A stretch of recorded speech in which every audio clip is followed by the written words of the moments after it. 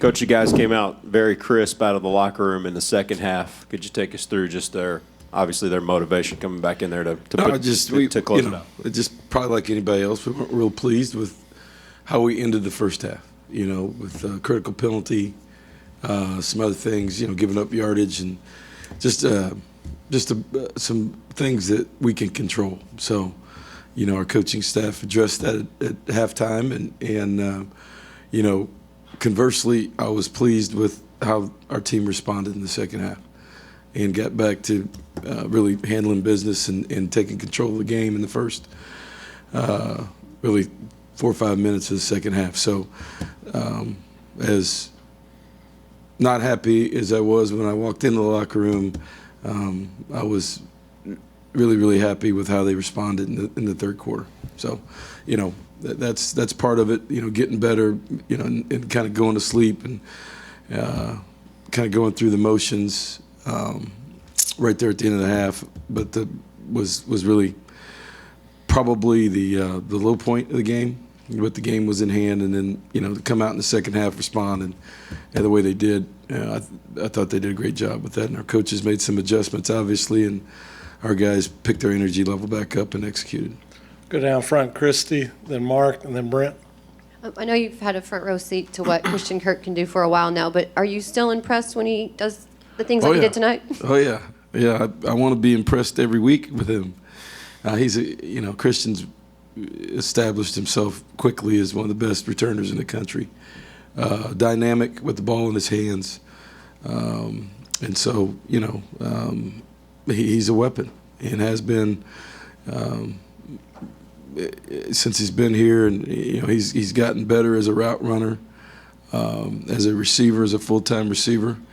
But there's no question, with the ball in his hands, he's got real skill and continues to develop. And I think, special teams wise, if you go back and watch that, I haven't seen it, but just watching it live, there was some great execution, some great decisions made in how to block, not blocking people in the back like we did a week ago, pulling off and letting some people go, some great decisions by guys. And as talented as Christian is, there were some guys really working hard to create some running lanes for him. And when you have a guy like that, it creates energy, and guys want to block and want to, they take pride in that too, in scoring. So, that our return units have been pretty solid all year. And, when you have a guy like that, you've got a chance to score on any possession, any change of possession, and we try to take advantage of that.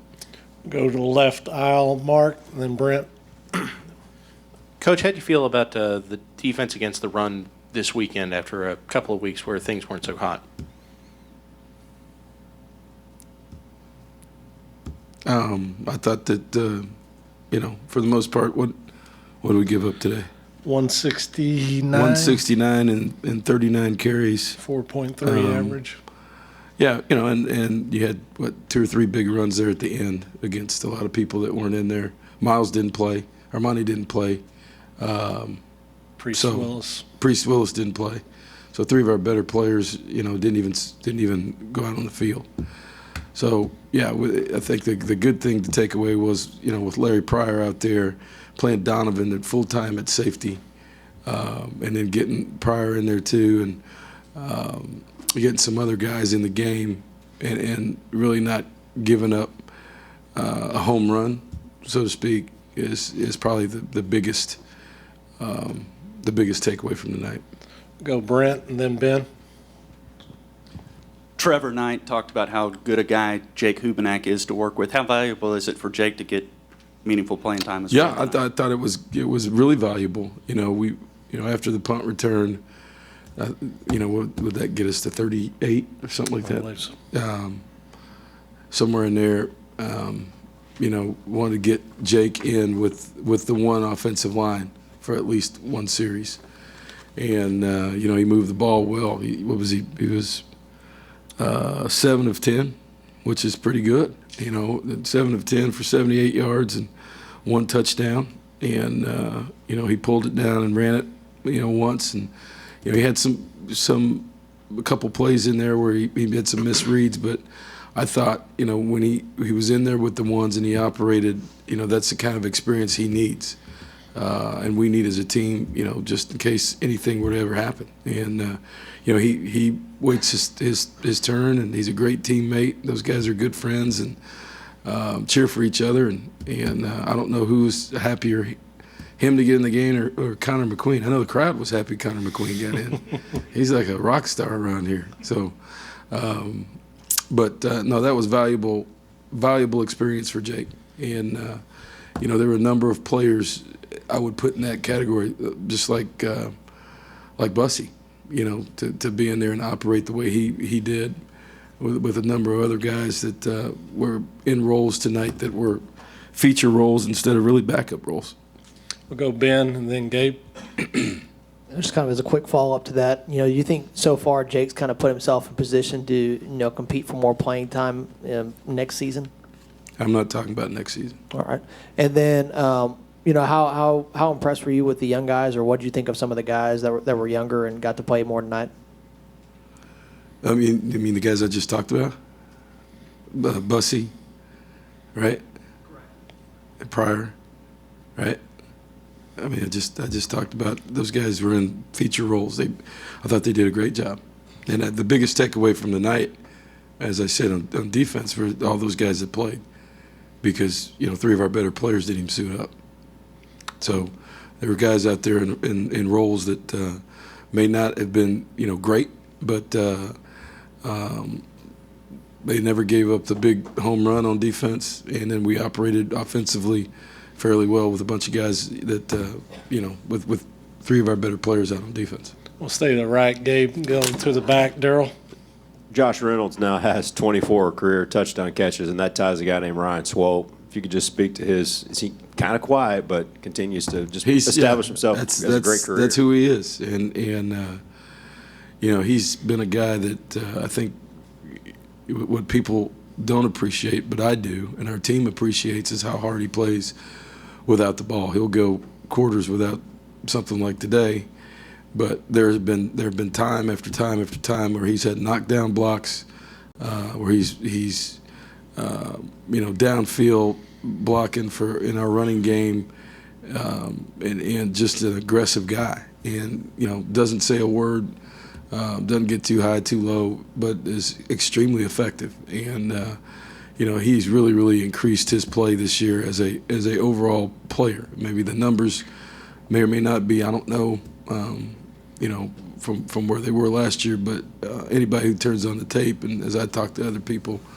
at the next level, he made a great decision by coming back, because he's stronger, he's more physical on the I think it's just some moving parts. Yeah, he's more physical on the perimeter.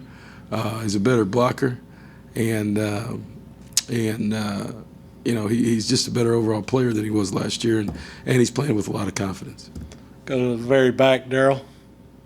Coach, you feel like your guys got some confidence back as they get ready to head out on the road and play in Starkville next week against Mississippi I don't think State? we ever lost confidence, Daryl. Okay.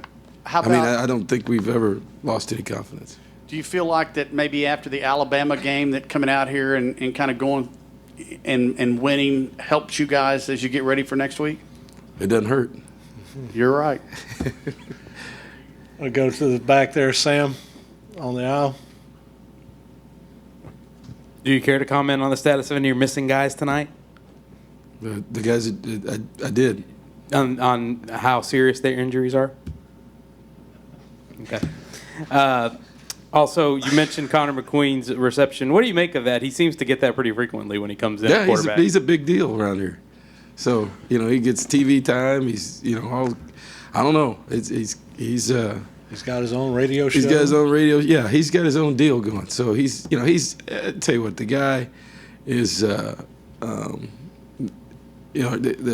is a great team guy. He's at practice every day with energy, jumping up and down, creates all kinds of stuff during practice, kind of a jokester, but keeps the mood light, not just in the quarterback room, but across, just the whole team. And, he's got a job that nobody ever notices unless he screws up because he's the holder.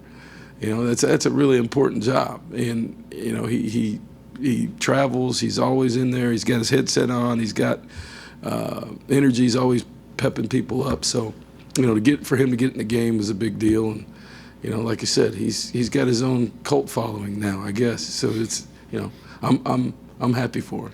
Last one will be Gabe. I'm not sure if you'll be able to really answer this for us, but how difficult is it to not kind of scoreboard watch a little bit? Because you guarantee you every Aggie fan's doing it and just looking at what else is going on because of this opportunity you might have in front of yourself the last month. Scoreboard watch, what do you mean? Looking at other sports around the country, how they impact. Oh, well, it's hard when they got the games going during the game. You got 2 games, they got split screen going up there, and I'm trying to figure out what we're doing on, the go for it or punt, and I look up there and we got 2 different ball games going. People are cheering. What the hell are they cheering for? and it's, but that's okay.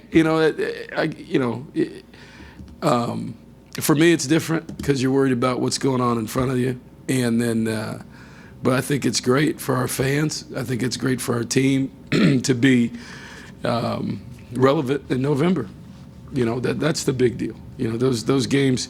It would be different if people were watching those games just because they didn't want to watch us at all. That'd be a whole different situation. So I'm not complaining about that.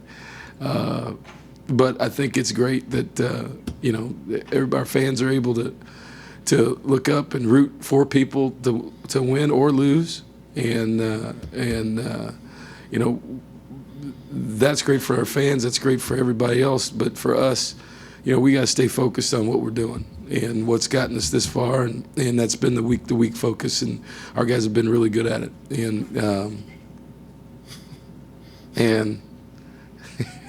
And I don't think that's going to change. All right, Coach.